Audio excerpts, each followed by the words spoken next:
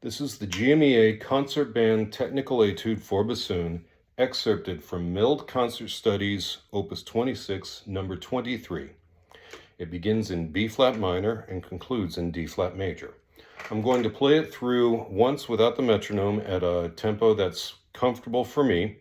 This will be a little bit under the marked tempo, but that's a tempo that I would actually be comfortable auditioning on if the audition were held today. I'll talk through some of the challenges that I come up against with this piece, and then I'll set the metronome at 92 and play through it again.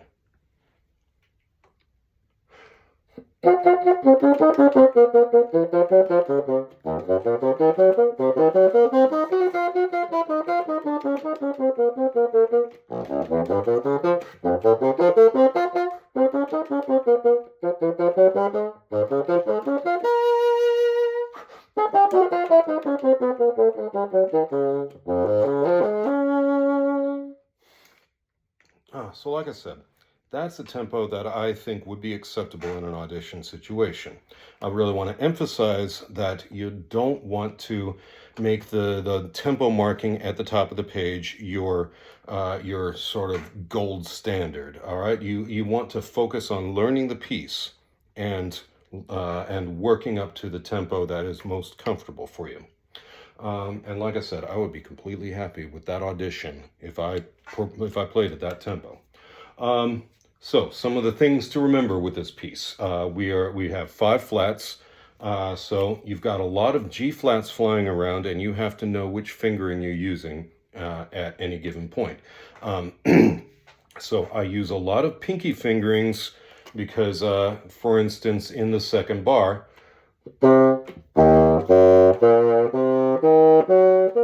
when you got G flats next to E flats, the pinky is the thumb is otherwise occupied in both octaves for E flats, and for me it's very cumbersome to get the thumb from, say, the pancake key down to that G flat key. So I just use the front fingering or the pinky fingering. If you have rollers on your pancake key, you might have an easier time than I do. I do not have rollers. So know what fingerings you're going to use for G flat, and know what chords you are outlining. Now, what do I mean by that? Bars 2, 4, 6, and 8 all outline chords.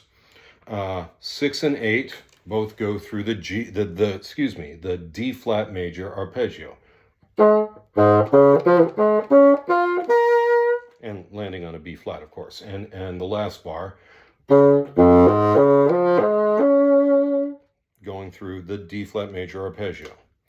Bar 2 is bar 2 contains a chord that is a little less familiar, but is still helpful to know what it is. In this case, it's a C half diminished 7th chord with E flat on the bottom. How does that help? Well, it really helps to know that in that bar there's exactly 4 notes: C, E flat, G flat, and B flat.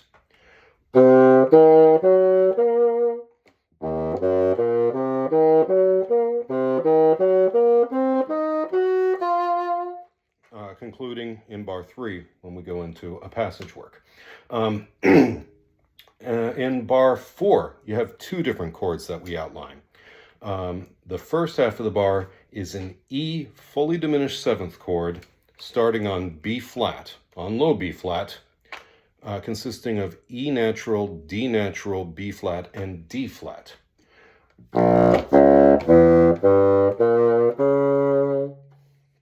So again, you might not have your diminished 7th chords readily in hand like you probably do your major triads, but it's helpful to know what the chord is. And the second half is an F major triad, which I don't know about you, but it's a relief for me to get to that point of the bar. Another thing to be aware of, bars 3 and 7. You have what I might call quasi-chromatic passage work. You've got scalar motion, but it's and the bar 7 especially almost is a chromatic scale, except there are whole steps mixed throughout. So it's not all half steps. You need to know where those whole steps are. I mark them with brackets shaped like this. So I know where they are and they're not a surprise. And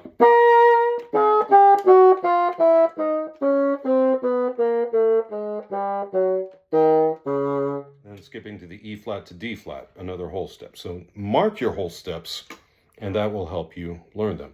Also think about your grouping.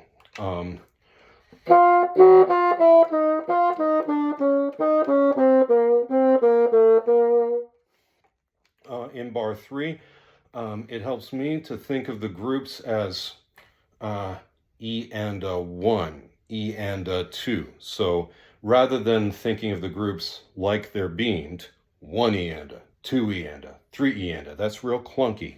Doesn't have a whole lot of motion. Look at how that bar ends. Okay, E and a 1. Every beat should go across.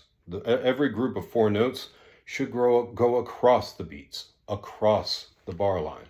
And if I eliminate the little pauses that I'm using for demonstration, I think you can still hear that the groups. You can hear that the groups are still there.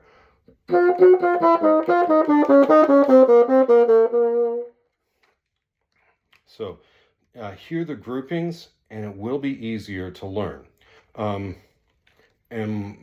And more than anything else, work under tempo. Okay. When I started learning this piece,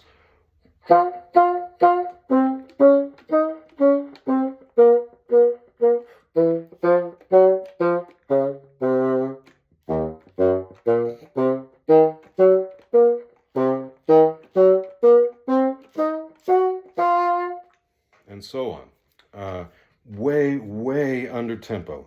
Do not think about the tempo that's marked on the page until you're ready to play at that tempo. And if that never happens, if you're never completely secure at 92, that's okay. I think my initial run through was about 88, and I think it sounded like the piece to me. At this point, I'm starting to procrastinate, so I'm going to go ahead and set the metronome and give this a go at the Foley marked tempo.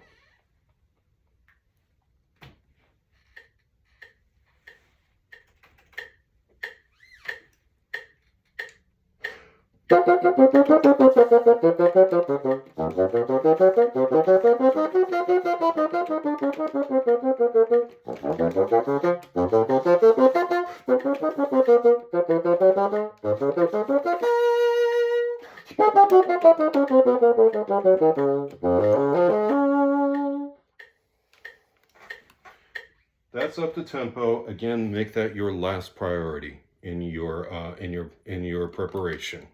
Oh, and I forgot to mention, watch out for that A flat at the end. That slur through the A flat. I was terrified. I'll be honest. I was terrified of getting all the way through a take and squawking that A flat at the end. So make sure that you see your A flats coming. I hope this is helpful. Do send me an email if you have any questions, and good luck with your preparation.